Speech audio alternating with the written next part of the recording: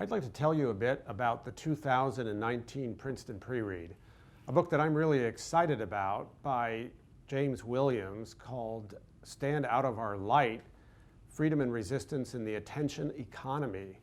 I'm excited about this book because it talks about some changes that have been happening in our lives in ways that we almost haven't noticed. So over the past decade or so, we've all become dependent on this digital technology that's all around us now, where we carry our phones with us, and if we ever happen to walk out of our house without it or misplace it, all of a sudden we feel like we've lost a lifeline of some kind.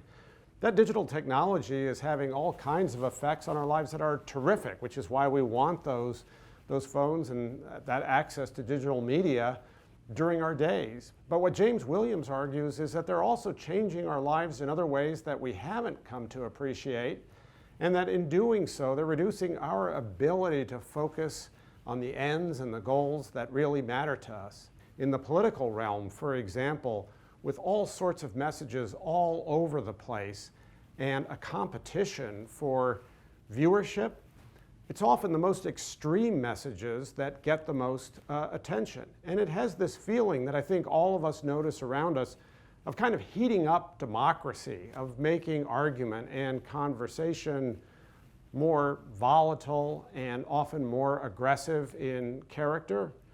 It's affecting our politics, and it also affects a lot of what we do here in the university and the way we pursue our ordinary lives. So one of the things that we do at a university is try to get people to take the long-term perspective and focus on ideas that demand a lot of attention.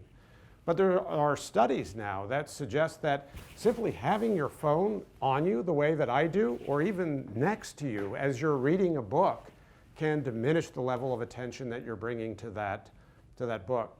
So James Williams, in this remarkable short book, raises a series of questions that I think all of us need to be thinking about. And I think Princeton University is a great place to be thinking about these kinds of questions, because we have an intellectual tradition here that brings together subjects like technology and public policy and ethics and the study of democracy. So I'm really thrilled to be including this book in our pre-read tradition.